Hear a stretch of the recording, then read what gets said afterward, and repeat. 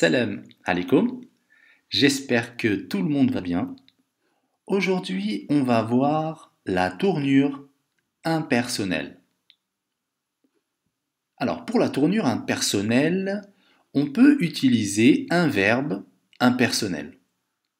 Un verbe impersonnel, c'est un verbe qui s'utilise seulement avec le pronom il.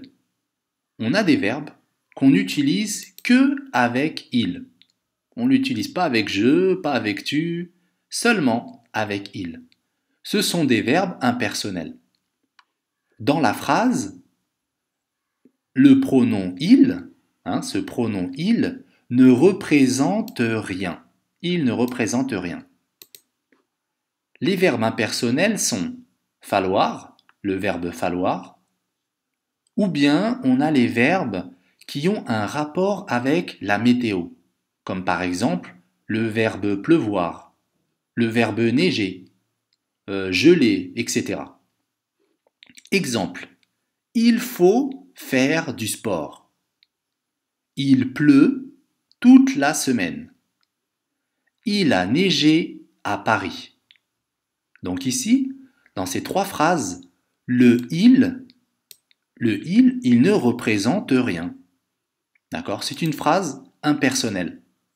On a utilisé ici le verbe falloir, il faut, le verbe pleuvoir et le verbe neiger. Et on utilise le il impersonnel. Et ces verbes-là ne s'utilisent que avec il. On peut utiliser que il. On ne peut pas dire tu pleut ou bien je pleut ou bien je faut, tu faut. Ça ne fonctionne pas. Ce sont des verbes qui marchent que avec le il, troisième personne du singulier. Alors on peut aussi utiliser la tournure impersonnelle avec de nombreux verbes. Avec plusieurs verbes, on peut utiliser aussi la tournure impersonnelle. Mais dans ce cas, le il est le sujet apparent et il est suivi du sujet réel. Par exemple, ici on a une phrase normale. Des Parisiens restent sans moyen de transport, par exemple. S'il y a une, je sais pas, on va dire qu'il y a une grève de train, une grève des transports à Paris, donc les Parisiens restent sans moyen de transport. Donc dans la phrase, des Parisiens, c'est le sujet. Ici on a le sujet, ensuite on a le verbe rester. Des Parisiens restent sans moyen de transport. Maintenant on va utiliser la tournure impersonnelle. On va dire il reste des Parisiens sans moyen de transport. Donc ici, on a utilisé le il impersonnel. Il reste, le il ne représente rien. Il reste des Parisiens sans moyen de transport. Et bien dans cette phrase impersonnelle, ici le il, c'est le sujet apparent. C'est le sujet apparent, mais ce n'est pas le sujet réel, puisque il ne représente rien. Le sujet réel, ici dans cette phrase, c'est des Parisiens.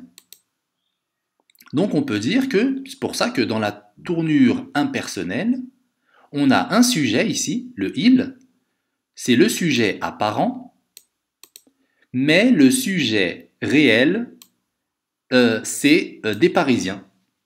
En fait, le sujet réel, il suit le verbe. Il reste des Parisiens sans moyen de transport. Voilà, donc on peut utiliser comme ça la tournure impersonnelle avec de nombreux verbes. J'avance un peu, on utilise les tournures impersonnelles avec. Donc avec quoi est-ce qu'on utilise les tournures impersonnelles?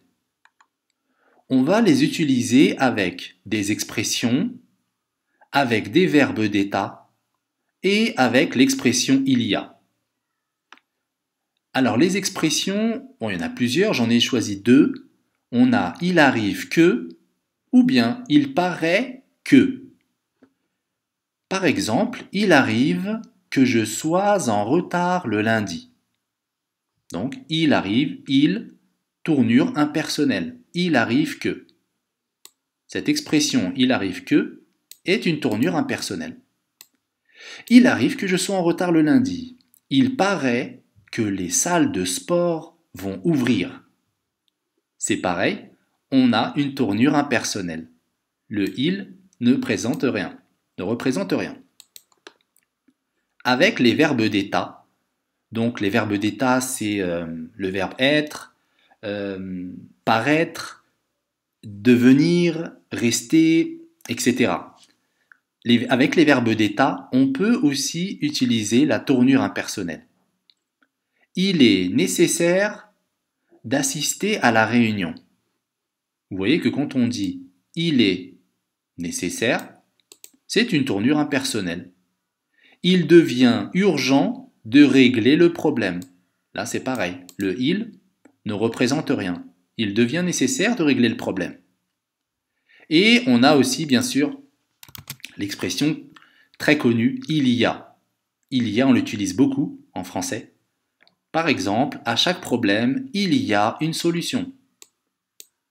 Il y a du monde dans le métro. Vous voyez ici, c'est impersonnel. Il y a du monde dans le métro. Alors pour résumer, dans la tournure impersonnelle, le « il »